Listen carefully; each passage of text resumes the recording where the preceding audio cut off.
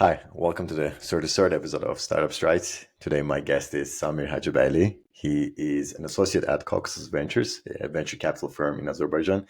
I'm really excited to make this episode happen. I'm from Azerbaijan myself, which is lovely to have somebody from my country, and also I'm really excited to learn more about the VC ecosystem in Azerbaijan as through Samir. Really excited to have you on, Samir. Thank you so much for your time. Yeah, thank you so much for inviting. I mean, it's excited to be on your podcast. Like since we go a lot to London, and I haven't been aware of like your podcast and so on. So it's just exciting. Yeah, I'm genuinely excited. I feel like, yeah, especially because Azerbaijani VC ecosystem, I feel like is still fresh, is still new, but it's developing fast. So Yeah, I'm excited to learn more about it through you. But before we start, I always like to ask more kind of like introduction questions, right? To yeah. our guests. Um, what? Yeah. By the way, if I look to the side, it's because I have my questions on my iPad just to refresh because I can't remember all of them. But to start off, I'm really curious what sparked your interest in venture capital, considering it's very kind of like a fresh, it's not very widely known. What made you pursue that career in Azerbaijan? Yeah, that's a question that I get a lot because the people always say like we didn't have VC industry, like we didn't have this VC ecosystem. How did you end up in a one VC?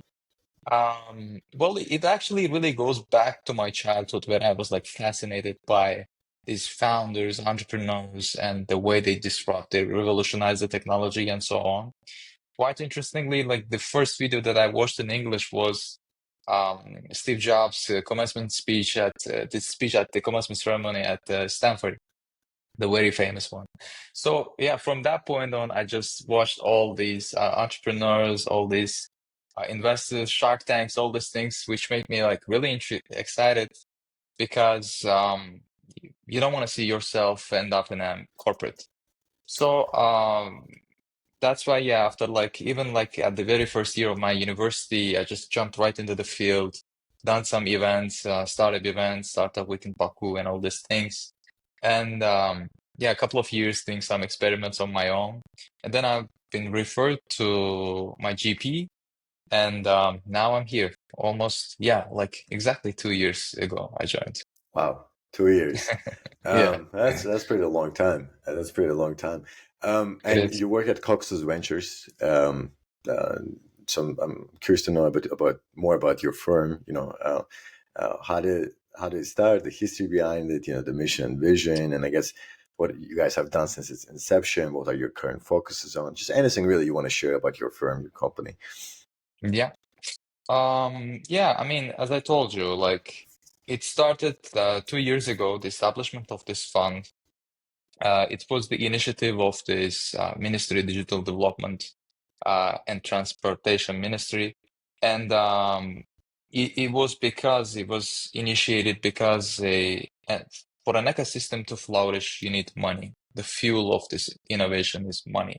So that's why they decided that we need to have a fund to fuel this innovation, to fuel this ecosystem. So, and with that, the other companies and so on they joined. And right now, this is a $10 million fund uh, with a focus on not only Azerbaijan, but our region all the way like from Central Asia to Eastern Europe. We cover all this region, and we call ourselves a regional fund, not a local fund. And our investment stage is pretty early, actually. It's like pre-seed and seed stage. We usually invest in tickets like a 50K or 100K at the very beginning, and then we increase it as our startups raise more and more. But we don't do pre-series A and Series A. And regarding the industry, I can say that we are industry agnostic pretty much. Other than blockchain, we invest in basically everything. But yeah, since it's like really widely invested and experienced, so yeah, fintechs, B2B SaaS, e-commerce, all these things usually cover the majority of the portfolio. But right now, actually, VC ecosystem is quite different and quite something that is really challenging because of this introduction of AI.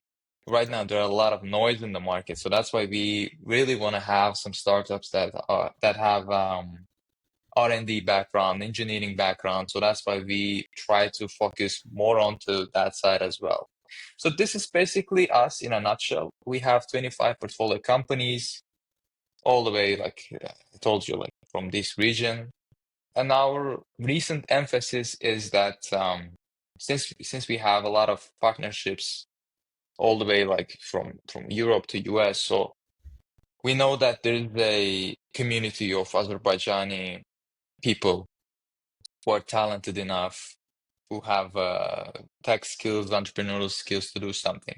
So that's why we are actively scouting those people, and we have invested in them.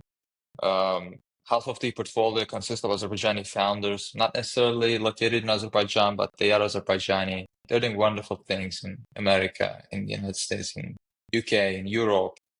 So yeah, this is basically us and our focus in a nutshell, but I'll be happy to elaborate further. You touched on a few things that I really want to talk about. Yep. Very, very interesting things. But I guess I'll start more with a macro question to learn more about the VC landscape in Azerbaijan, right? Can you tell me about its current state, and I guess what are the key, the challenges, kind of strengths, and what can be done to make it better, to foster a more kind of like robust and stronger ecosystem? Yeah.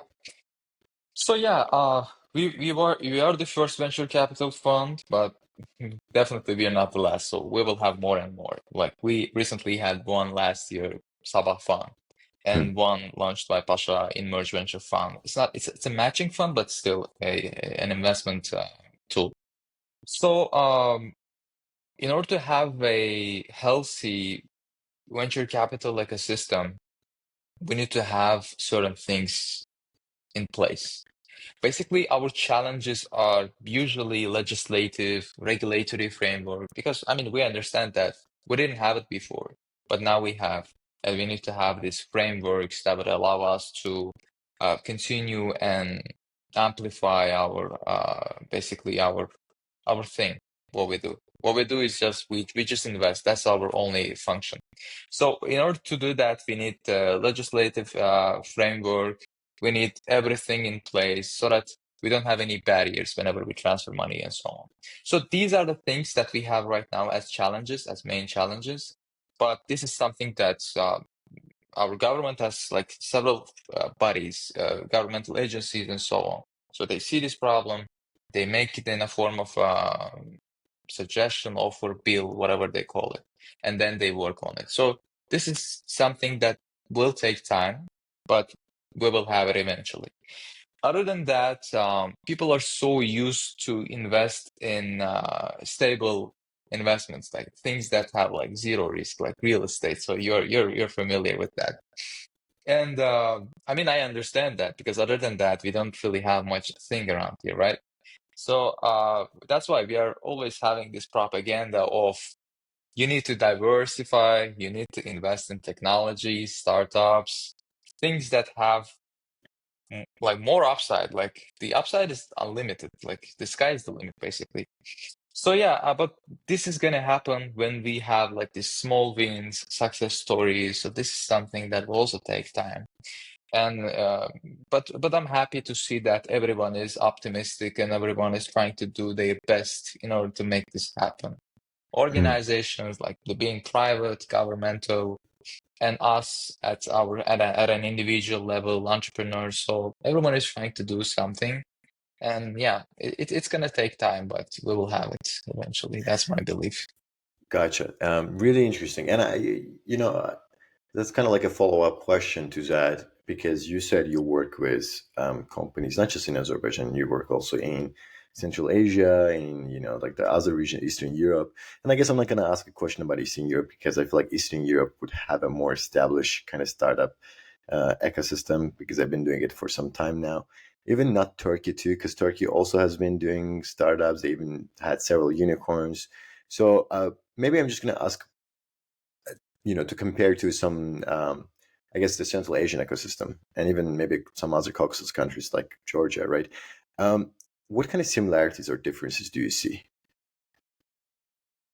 Yeah, that's a good question. So, in order to elaborate the similarities and differences, we need to have a close look up. So, in Central Asia, I mean, it's obviously that there are main like some countries there, but the main locomotive ones, the ones that are actually leading, are for sure that's Kazakhstan, and the rest is following, like Uzbekistan, Kyrgyzstan, and I'm getting a lot of insights from these countries. Like they're actually doing great things. I mean, Kyrgyzstan, I heard recently that they are like so active in terms of their diaspora and all these things. And there are some like YC guys got accepted. And Oh wow. yeah, but in Kazakhstan, the thing is, so they started earlier. That's for sure. Like they started earlier than us, all of us, and that's why they have certain things in place. So legislation, so they have this AIFC. I'm not sure have you heard of that. So this is Astana International Finance Center, where there is no Kazakh rules, but it's English common law. There are Oh. English judges. So that's why you don't have to create something from the scratch. So the startups, VCs, investors can register there and can invest and do the things as the rest of the world does. So this is something that is really helpful in terms of like making things fast. So that's why they have like several benefits and things like that if you incorporate your company there and so on. And that's why they have a very an ecosystem that is growing up in terms of VCs, number of VCs there, startups. We have invested in one Kazakh startup, and we will have more in the pipeline. So this is like Central Asia is growing, but we cannot think these countries separately from Caucasus Hmm. because we always believe in regional growth. We can't grow this region individually, like each country for itself.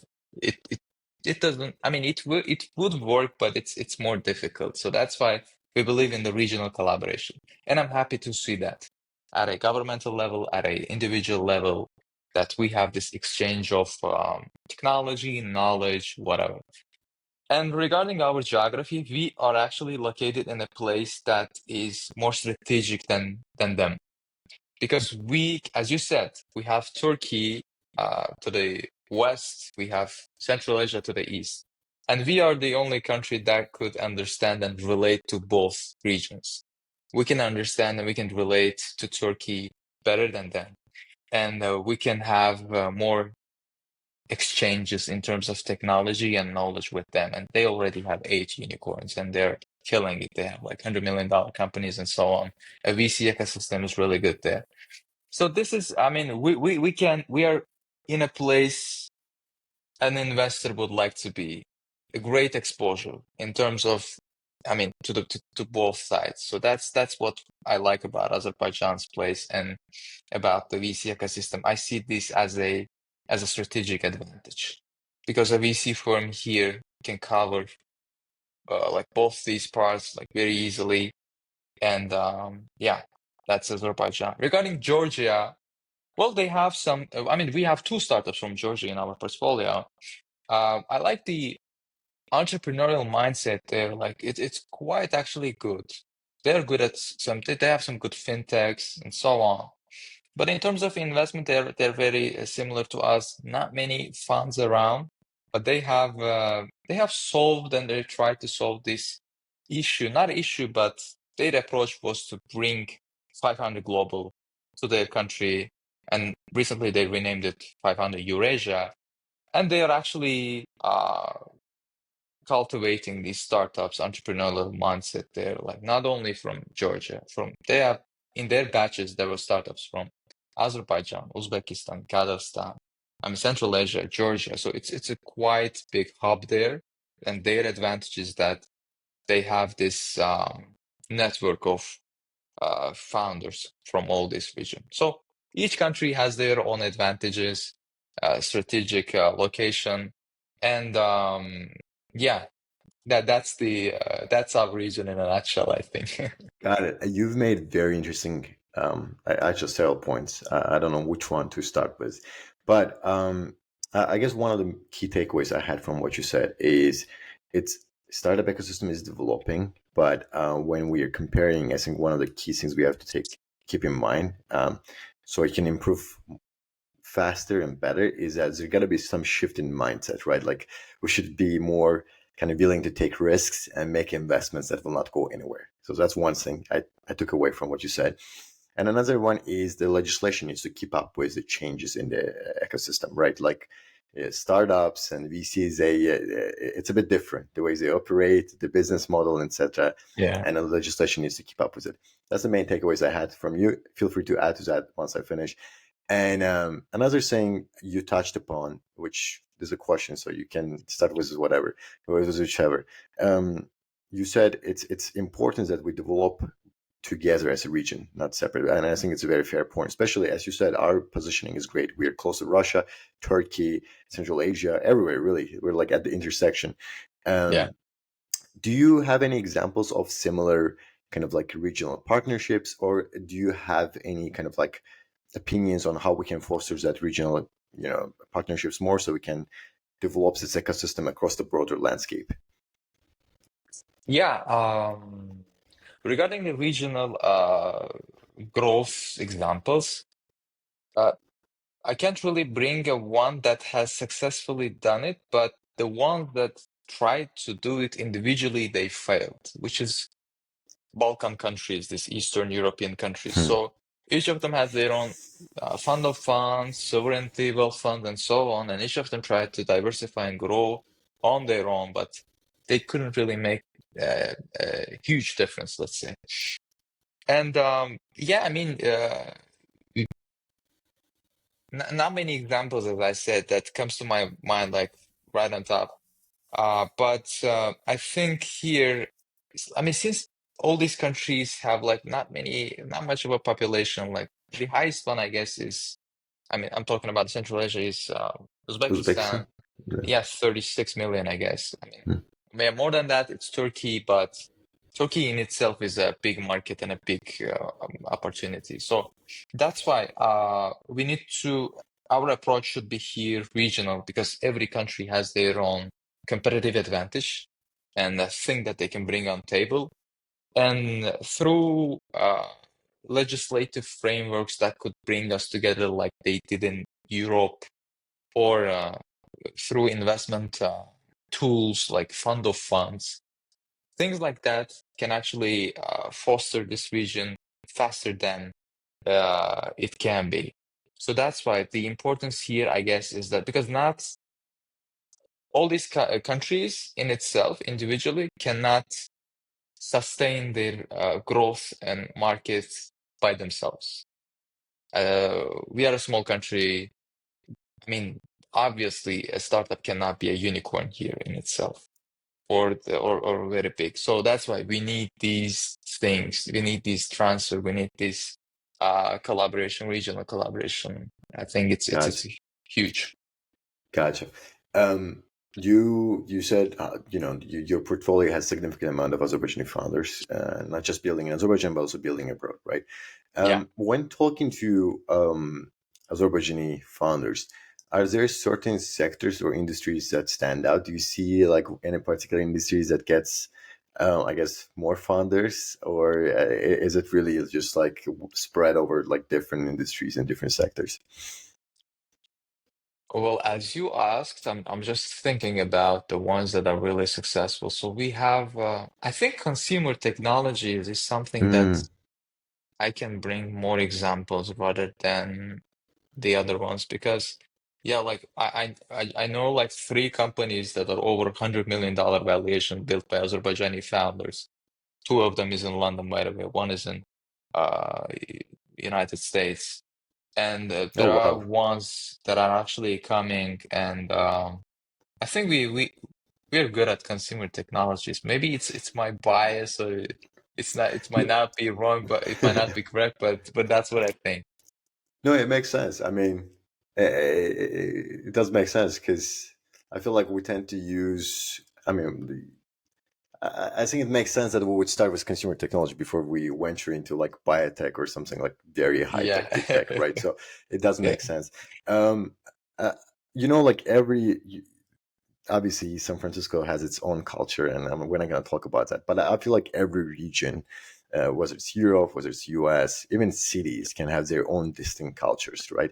Do you think there's a distinct Azerbaijani entrepreneurial culture, or and if it does exist, how does it look like? Um, I think we need time to Mm, like it hasn't been formed yet. It's not there yet. We are gotcha. looking and we are trying to take things from other regions, the places that we go, like as you said, the Bay Area, London, Baltic, and so on. It's not there. Believe me, Hmm. because I mean, that's my observation actually, because I have met almost 500 startups in my 2 years at VC, at our VC, and these startups are really diverse in terms of their backgrounds. Like it's a regional kind of filter that I personally have, and then yeah, you see a lot of gaps there. You see a lot of things that people do not understand, do not see. Here it's like people like to do a startup and entrepreneurial journey because it's a thing. It's like some sort of trend. I don't know. I don't understand because it's like a side hustle for them. But when you go to SF, when you go to Bay Area, you see like, wow, like people are putting their 1000% on the table, working nonstop, day and night, not just like after 6 okay, I'm high, I have a Yeah. corporate job. After 6 p.m., I'm gonna do my thing. So that's not sustainable. That's not the way you do it. And startup is something that is more successful when mature people are doing it, when people over 40 years old doing it, because they have network, they have domain expertise in some field. But here we see a lot of young people doing a lot of things, which is good in a sense. I mean, it's entrepreneurship in itself is a great school that could teach you things. So, but yeah, we would like to see more mature people getting involved in these processes, in this entrepreneurial journey, and yeah, we will get there. Currently, we don't really have much thing that I Gotcha. would like to talk. I mean, Gotcha. I would talk, but yeah, we will get there. Gotcha. Well, I'm really hoping so. I mean, we're both from Azerbaijan, and obviously, and Yeah, any success that comes out of Azerbaijan will make both of us really happy. You for mentioned sure. this already, but I want to go back to it, the issue of scalability, right? Obviously, you're very right. We can never build a unicorn just purely based off an Azerbaijani market, because I mean, we have like 10 million people, right? Yeah, Um, but there is some truth to that, but also like obviously a small market doesn't mean it's going to remain small, and also doesn't necessarily limit your global potential, right? Like if you just a very solid examples that people in Azerbaijan will know too. Bolt, right? Bolt comes out of Estonia. They have like what 2 million population max, yeah, yeah. but Less than it's yeah, less than that, and it's a global unicorn at this point, right? And obviously, like as you said, this Baltic, that Eastern European regions, they have their own kind of like established ecosystem by now, so it's a bit different, but it's still possible. So I'm curious, what do you think major issues Azerbaijani founders or Central Asian founders are facing when they're trying to scale globally, and what can be done about that? yeah.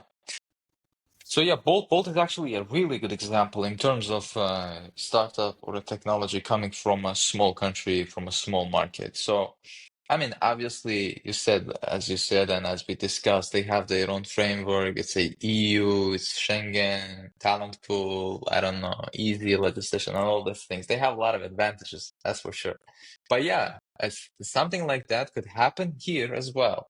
But what we need to have, first of all, we need to come up with the ideas that are actually truly relatable and scalable for all these countries, right? For all the neighboring countries, for the neighboring regions, which can be a lot of things. Yeah, basically, consumer tech is something that is possible. And government tech, by the way, I mean, have you seen the YC list that they have published, like the companies that they're looking for? Oh Government yeah, tech, gov tech, yeah. legal tech, these kind of things are a huge thing right now. And I mean, things like that could actually help us in terms of regional growth. What do they do is like here the standard approach is like, okay, what kind of softwares do they have, a solution that they have in Europe and US? Okay, Azerbaijan and the Central Asia is untapped market. I'm gonna go there, uh, cover the region. I'm gonna sell myself and exit to these big guys, which totally makes sense. But we need to come up with something original, and that happens through um, failures, through some experiments. We have a lot of great companies in this region, but they are so either they are like starting locally, regionally, and then they go globally, or some of them are just like born to global. They just start selling like from scratch to US, to West, to Europe. But yeah, the approach is here different. A lot of inefficiencies here that could easily be covered through some solutions, but uh, experience is needed here. A lot of gaps, a lot of things that needs to be there in order to have a case like Bolt. But yeah, I mean, I can surely say that these startups are coming either from Exactly. Azerbaijan or from Central Asia. I think we will have our own success story in not that much like a long time. We will have it, I Yeah. think, in a quite fair amount of time.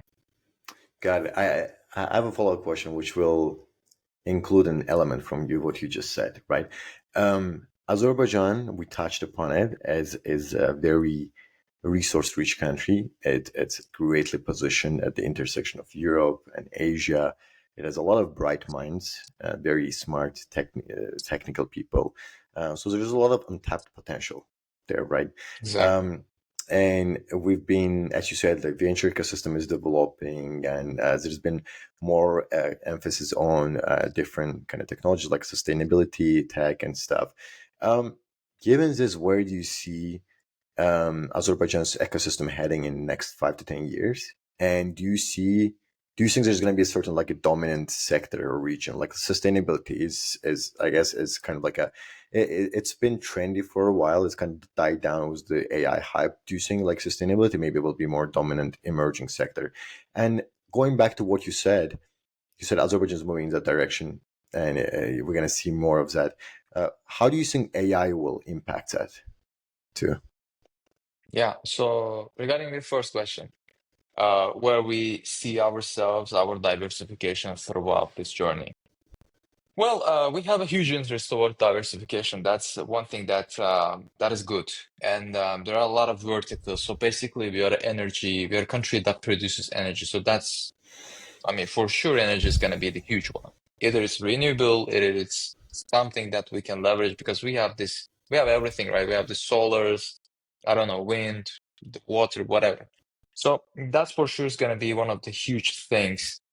And the things that we can actually do is that by leveraging this our strategic location, transportation, logistics, through pipes, through cables, through I don't know whatever transportation manner. I think we can leverage hugely on that. And regarding the technology, I think we need to still figure it out. Like, what is this thing that we have? Like in Israel, it's cybersecurity and agritech. In Amsterdam, it's agritech. I don't know. It's in London, it's fintech. So we still need to figure it out. What's that tech that we are really good at it? So we still haven't had it. But uh, I mean, it is something that still takes. I mean, whatever a question that is asked, you bring some examples and you bring some explanations, and at the end of every sentence you say that, oh, we need time. So it's something that happened with a very Yeah, early stage ecosystem, right? Because yeah, you are not even sure yourself that where this thing yes, is going. yeah, As a fund, I mean, we are on our own. We are still experimenting, right? yeah, But and we are shifting this investment focus and thesis and modifying it. As I told you, Azerbaijani guys have a great resilient, great how to say, this passion of doing something. But when they are outside of the country, outside of their comfort zone, and having an access to a bigger market, bigger capital market, and also a consumer market, you see that, oh, things are going to somewhere that you can leverage and you can monetize. So yeah, I think we still need to figure it out, and these Mm. do not happen with. We like to do this McKinsey strategies, McKinsey reports, I think. But what I advocate is that we need to have a study, proper university academic researches and studies regarding what can be done here that Mm. is more efficient and more effective. Uh, I mean, this is something that is a topic of another discussion, I guess. Yeah, And the yeah. second question was, And it was about the rise of AI because it has yeah, changed the technology landscape completely. So yeah, I'm wondering how we're gonna move forward with that. yeah. We have, I guess, things like data centers and all these things that our government is doing, and also some private companies are doing. But till January, I guess everybody thought that, oh, it's a money game. Whoever has more money, they're gonna have the Mm. dominance, and whoever has more this Nvidia chips, they're gonna kill it. But that DeepSeek. myth, yeah, got destroyed. I mean, DeepSeek just disrupted it. So you see that, okay, with the limited resources, you can actually do some stuff. Yeah. Still, I mean, they have a better education. I mean, experienced engineers and all these things that we know, but with limited resources, you can catch up. So this is Mm. something that has been proven. And on that sense, yeah, we just need to catch up with all this innovation and involve AI into our daily life. In countries like ours, usually government is a first mover, and it's a very Mm. government-driven country. Our Mm. region, I mean, we had a visit to Korea, and they have $1 trillion economy, right? We can't say that this is a bad thing or a good thing. This is the way it is. So that's why always the first step is expected to be from the government. So government does something, and these conglomerates, these big companies, big holdings, they do it, and then the rest follows. So this is something actually, like, this is a chance for us to catch up this gap. Mm. I have a post on my LinkedIn. The title is Mind the Gap. I wrote it just right after I came back from London. It's the main thing there is that mind the gap, not the gap between the train and the platform, but the one that we have with the rest of the world. Mhm. So AI is our chance to catch up, to mind that gap first, and to fill it with what is missing. So I think it's a huge chance No, and huge opportunity.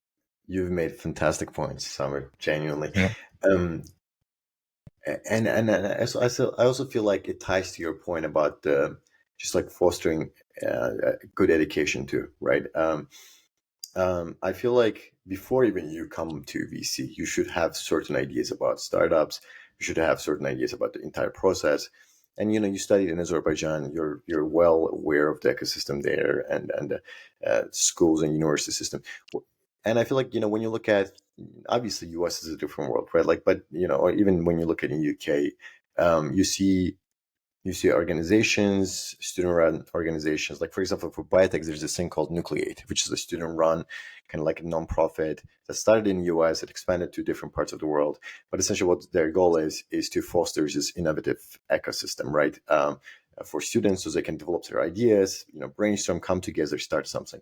What do you think can be done in with the things that are available to us back in Azerbaijan, right? What can be done in universities, in schools, so people become more interested in entrepreneurship, start like experimenting more, or maybe even we have something like an incubator where people can come together and start like prototyping, start their ideas.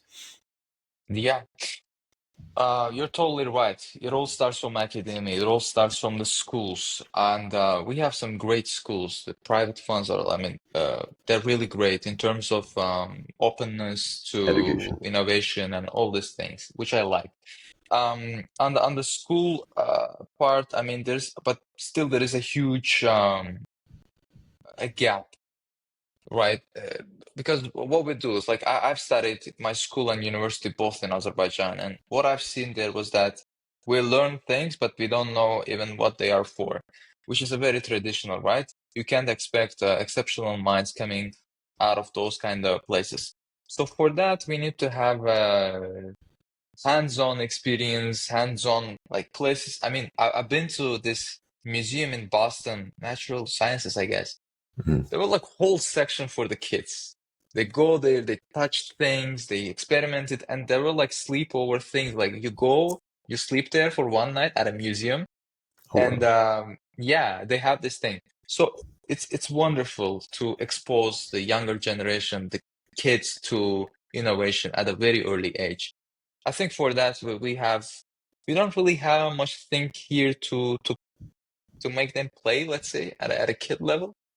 But at a university level, I mean, I am sure that we have enough resources to have people from places like Stanford, Berkeley, I mean, whatever the places that they have this great experience. And we need to have them here and just show them like what this is. I mean, what this technology really means. Because we like to live in our box. We like to live in our reality, in our own little world. And I mean, my university, the university that I graduated, considered to be, I mean, somehow okay, but the rest is like really something that you have to work like really, I mean, intensely in order to have something. But what we can do is that what can be done, as you said, there are initiatives by entrepreneurs, by people who are who are from this sector, right? And these are actually the ones that are more successful because you can relate, you can understand it better than a one in just coming from academia.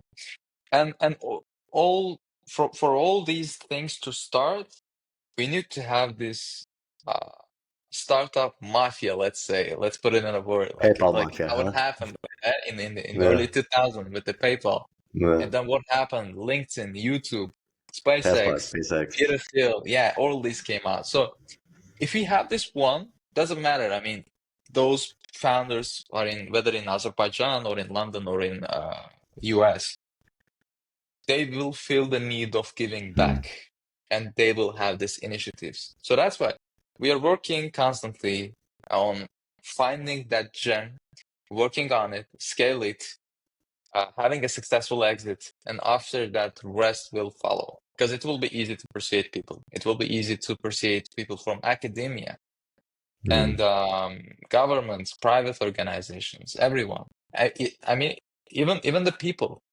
They were like, oh, okay, Mackenzie and all these cool, fancy things are not the place that you would like to end up. There are like cooler stuff. I mean, more meaningless things that you can do. So that's why I mean. Oh, I was thinking that I was advocating that it all starts from kindergarten level. It all should change from that. But I recently watched this guy who has this experience. He's from Turkey, who said that we need to have an impact. We need to change something at a higher levels of education, at a master or PhD, so that we change the people's mindset, we influence their mindset so that they will make an influence. Because if you do something in kindergarten or school, you're gonna see its result after 20 years. I don't know. So that's why this change should come from the top, from top to bottom. That's what I advocate. But yeah, let's see what they're gonna do. Fully agree. And regarding your point about PhDs, I think it's really important to foster a very robust PhD ecosystem.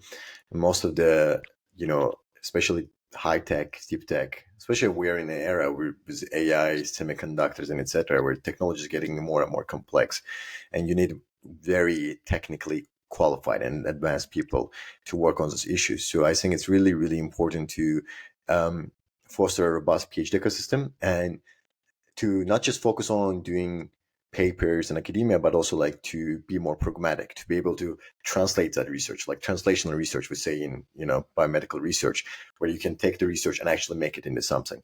And I think it's quite important. Going back to your points, that it's really important to start in that level so we can actually see the impact fast. Yeah. Um, I guess we talked a lot about macro and the industry in general. I'm curious now more about your VC approach, right? You said you've met 500 startups in 2 years, which is a lot. And but with it comes some issues, right? You're in an environment that's still very fresh, still very new, still very much developing. There are not a lot of it's not an established startup ecosystem. There are not founder networks. There are not repeat founders, right? So and it's not like there's some bunch of VC funds that were before that you can kind of like study and move forward with that. So how do you approach your sourcing and due diligence in that kind of environment? Yeah. As you said, yeah, since there's no precedent, so it's quite actually looks quite challenging. But when you actually do the job itself, you will see that it's not that complicated as you think it to be, because what you do basically is that you just, if you're a VC, you don't sit at the office. You go around, you travel, you try to be in the places where brilliant minds come together. And from that, you have these meetings, you have these startups, you have this network of partners where you can get deals from. So over 90% of our portfolio consists of those startups that we get through referrals. So this is the nature of this business, this mechanism. I mean, you usually take startups and usually invest in those you got referred, because in a firm like ours, we are not a leader on the rounds. We usually follow because of our ticket size and our scarce resources. Because if you're a leader, like with a $1 million check, what you have to do? You have to do a deep dive due diligence, right? And that's what we don't do. We invest in a syndicate form where we have bigger investors with the bigger tickets, and we get their due diligence and decide their due diligence also plays an important role in our decision making. But at a stage like we invest, usually the numbers and the products are not that important as the founder is. I mean, founder is always important, but at these very early ages, the founder is the most important thing, because that is the one, and I mean, not the founder all alone, but also his or her Team. core team, because they will be the one finding the recipe that works. Whatever product you have, right, doesn't matter. You can change it, you can iterate it, and you can make it in a form that is completely different from what you started with. YouTube was a dating site, right? Facebook was a dating kind of site when it started, so it can change.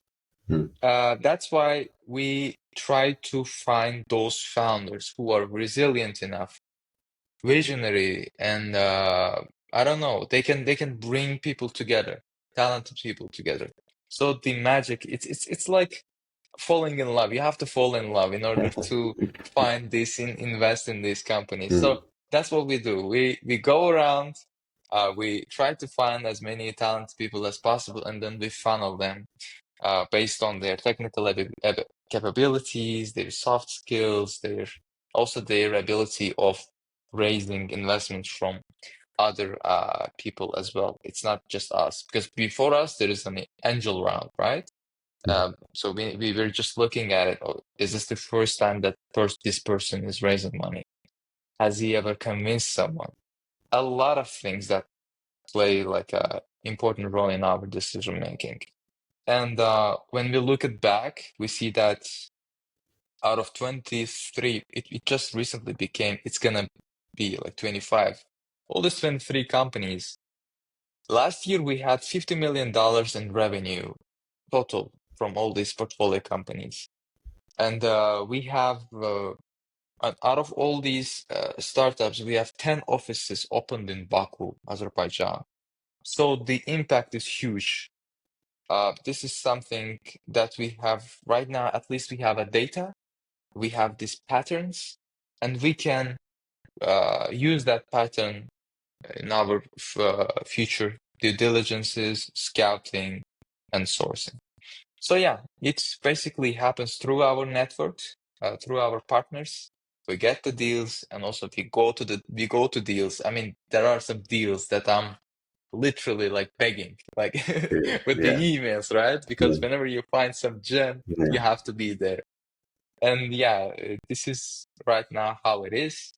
And at a later stage funds, it's different because there you have more numbers to work on, the projections, the historical data, go-to market strategies, expansion plans, all these things really matter because as I said, like founder is really important at the very beginning, but from some point, founder is still important because he is the one that who built it. But from like pre-series A, I think the most important thing is the money that has been fueled into a Mm, project because that's what takes you to the place that you mm. want to be. Yeah. Got it. Very valid point, Samir. I feel like I can. When I come back to Azerbaijan, we gotta sit down and talk properly with a cup of tea. Um, Yeah, yeah, yeah, we're, that's for sure.